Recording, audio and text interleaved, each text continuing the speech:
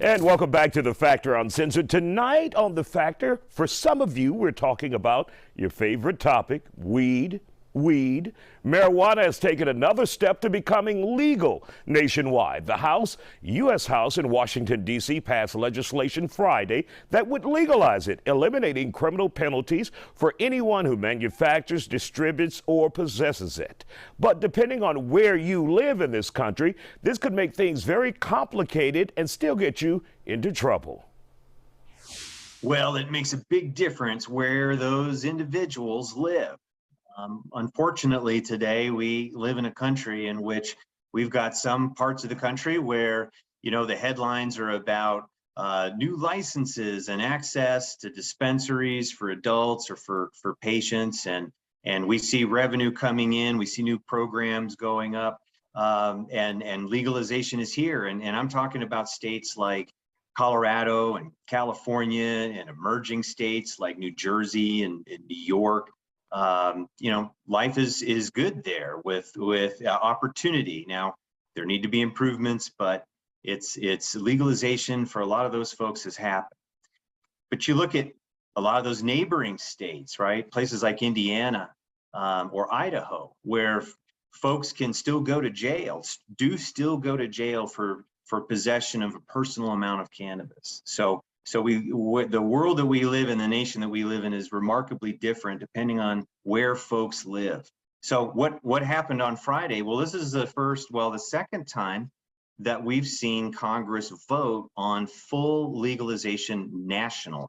So forget about this, the states would still be able to set up their programs, but this really addresses something on a much bigger scale. And so it's a big deal that Congress is now seriously starting to have this conversation. Like I said, it's a second vote. It's a second yes vote for this bill. So it's historic.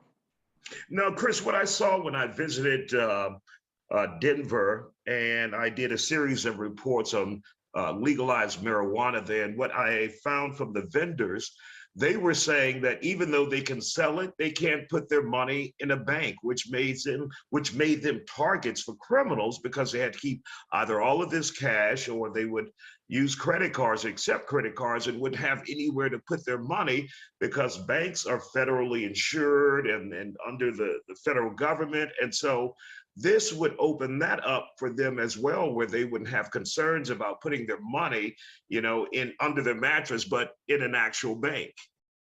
That's exactly right. So there are many situations in which we see contradictions between state law and federal law. And if you're in a state that allows licensed businesses to operate, what you want to see folks act like other businesses, right?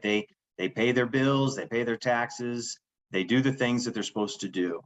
But the world that we live in is, even in those states, those individuals often are second-class citizens, because they can't just walk into a bank and say, hey, I've got a new business, I need a place to put all this cash, right? But a lot of banks just don't want to deal with it at all, because to them, look, they are backed by the federal government. To them, it's still illegal federally. So now you've got somebody coming into your shop with all this cash, and that's a problem for a lot of banks. So the result is a lot of these businesses are accumulating lots of cash. That's very, very dangerous situation for workers who, hey, they have to go to work in the morning, and are they going to be a target from criminal organizations who want to take advantage of this situation? So we really need to fix areas of the law right now that create impossible situations and dangerous situations for our own people. And of course, now it's up to the Senate to vote on this. Do you think there are enough votes in the Senate to get this passed? We got a long way to go in the Senate. And first of all, keep in mind that we've got multiple different bills that are out there that each do similar things. So while the House has passed what we refer to as the MORE Act, the Senate has its own version of a legalization bill, and we expect that that's going to be introduced sometime near the end of this month, is what we've been told. And that comes from Senator Chuck Schumer. It comes from Senator Cory Booker, and from Senator Ron Wyden, who they all take this issue very seriously, but their vision of what a legalization system would look like is quite a bit different than what we saw come out of the House on Friday. So we're going to end up in a situation where we have two different versions of legalization, one in the House, one in the Senate. And to your point, are they going to get the support in the Senate they need? Well, we have yet to see, but I think Senators Schumer and Booker have already said that they don't think they have a majority in the Senate. So we've got a ways to go on this issue. States need to continue to pass their laws.